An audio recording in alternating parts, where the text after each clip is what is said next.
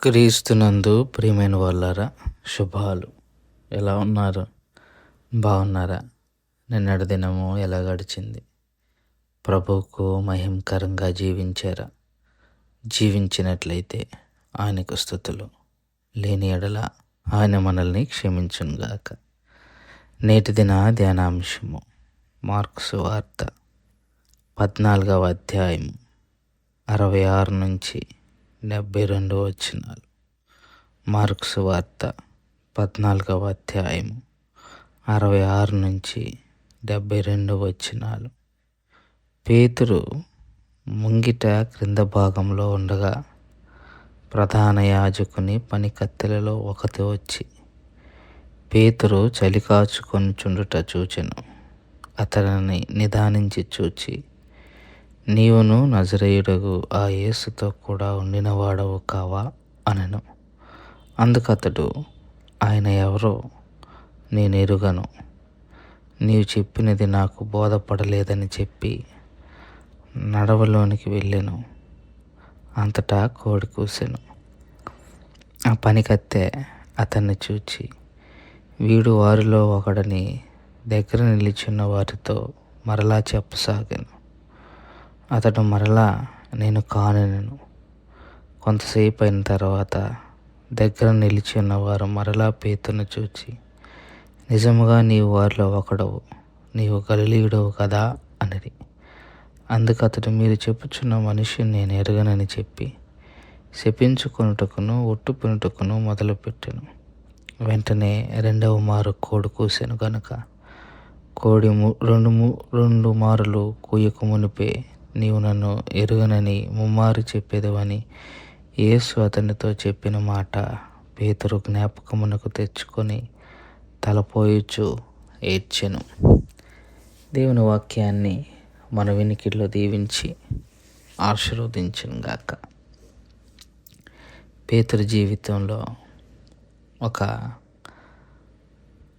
మరిచిపోలేని మచ్చగా ఉండిపోయే ఒక సంఘటన. పేతురు జీవితం ఇది లేకపోతే ఎంత బాగుంటుంది అనిపించేలాంటి సంఘటన. పేతురుకి మరొక అవకాశం కానీ వస్తే వెనక్కి వెళ్ళి మొట్టమొదటిగా తాను సరిచేసుకునే అంశం ఏదన్నా ఉంది అంటే ఇప్పుడు మనం చదువుకున్న ఈ అంశమే.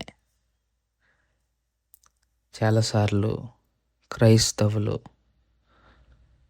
కోడిని పేతురుతో పోలుస్తూ ఉంటారు కూడా కదండి. కోడి మాంసం వండుకుంటే దాన్ని సింబాలికల్గా పేతురు గారు అంటారు. చేపల కూర ఉంటే యోనా గారు అంటారు. ఇది మన మాంసం కానీ వండితే దాన్ని అబ్రాము అని ఇట్లా సింబాలిక్గా పేతురుని అట్లా పోల్చటం జరిగింది. అటువంటి మర్చిపోలేని సంఘటన. కానీ ఏం చేయగలం? ప్రభువారు మాటలు నిరర్ధకం కావు. అవి ఆయన చెప్పిన మాటలు నిజం కాకపోవు. ఈయన ముందే చెప్పాడు యేసు ప్రభువారు పేతురు గురించి, నువ్వు కోడి 2 సార్లు కూయక మునిపే నన్ను ముమ్మార్లు ఎరుగవు అంటావు అని. దానికి పేతురుకి పెద్ద బీరాలు పోతాడు. బట్ తప్పలా, అది జరిగింది. పాపం వెంబడించాడు పేతురు యేసు ప్రభువారిని. అయితే ప్రధాన యాజకుల్లో పనికత్తెలలో ఒకటి మనోడిని గుర్తిస్తుంది. నువ్వు పేతురువే కదా, యేసు ప్రభువారి శిష్యులలో ఒకడివి కదా అని ఆయన గుర్తించినప్పుడు నేను కాను అంటాడు. కాను అని లేచి వెళ్ళిపోతాడు. వెంటనే కోడి కోస్తుంది మొదటిసారి. మరి అది పేతురు విన్నాడో వినలేదో తెలీదు. వినే ఉండుంటే అది మొదటి హెచ్చరికగా పేతురు భావించి ఉండాలి. కానీ దాన్ని పేతురు నిర్లక్ష్యం చేశాడని అనుకోవాలి. తర్వాత అక్కడ కొంతమంది యువకులు, అక్కడున్న వారిలో కొంతమంది ఆహ్,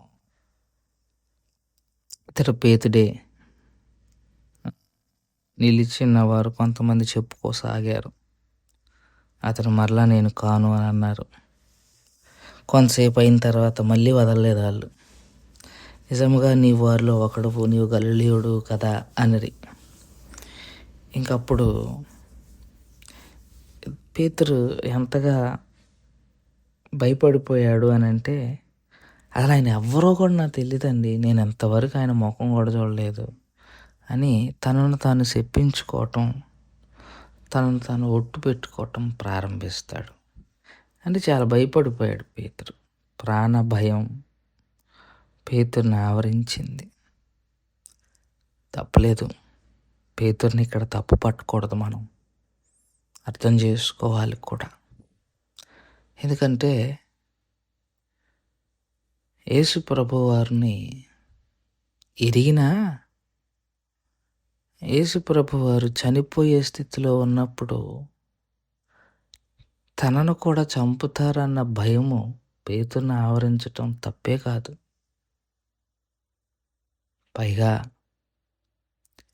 యేసు ప్రభువారి కోసం త్యాగం చేయాలి అన్న సిద్ధపాటు అప్పటికే రాదు. ఒకవేళ మనసులో ఉన్న అంత మైండ్ సెట్ ఇంకా పేతురికి రాలా.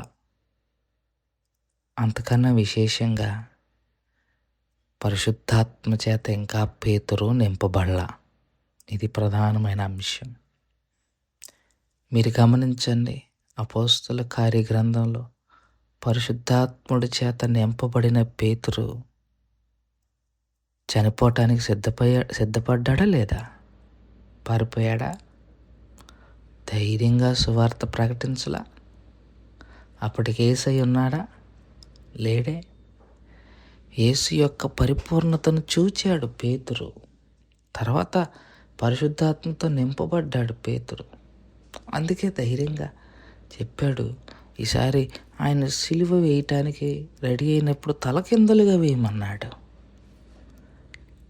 పారిపోలేదే. ఎందుకని ఇక్కడ భయపడ్డాడంటే, ప్రభువారి యొక్క ప్రత్యక్షత ఇంకా అప్పటికి పేతురికి అర్థం కాలేదు. పేతురే కాదు, మిగతా ఏ శిష్యులకి అర్థం కాలేదు. ప్రభువారి యొక్క ప్రత్యక్షత ఆయన చనిపోయి తిరిగి లేచిన తర్వాత కదా పేతురు మిగతా శిష్యులు ధైర్యం తెచ్చుకున్నారు. ఎందుకంటే ఆయన పరిపూర్ణత, ఆయన ప్రత్యక్షతను ఆయన కన్నులారా చూచారు వాళ్ళు. పేతురు ఈ విషయాల్లో ఎక్కడ యేసయ్య వారిని ఎవరిని ఏ తప్పు పట్టలేదు తెలుసా. అది గొప్ప విషయం యేసయ్య దగ్గర. ఎందుకంటే మన బలహీనతలు ఆయనకు తెలుసు. వారికి ఉన్న ప్రాణభయం కూడా ఆయనకు తెలుసు. వారికి ఇంకా ఆయన గూర్చిన ప్రత్యక్షత వారికి తెలుసు. అవలేదన్న విషయం ఆయనకు తెలుసు. తన గురించిన పూర్తి ప్రత్యక్షత అవలేదన్న విషయం ఆయనకు తెలుసు. ఆయన గురించిన పూర్తి ప్రత్యక్షత అయిన తర్వాత కూడా వారు కాదని ఉంటే అది తప్పు అని శిష్యులు అప్పటికే ఏదో 3.5 సంవత్సరాల అనుభవం అండి. మనం ఎన్నో సంవత్సరాల అనుభవం. మనకి ఇప్పటికీ ఆ దల్లోళ్ళు, ఈ దల్లోళ్ళు, ఆ ఆర్ఆర్ఎస్ఓలు, ఈ ఎస్ఎస్ఓలతో భయపడిపోతాం.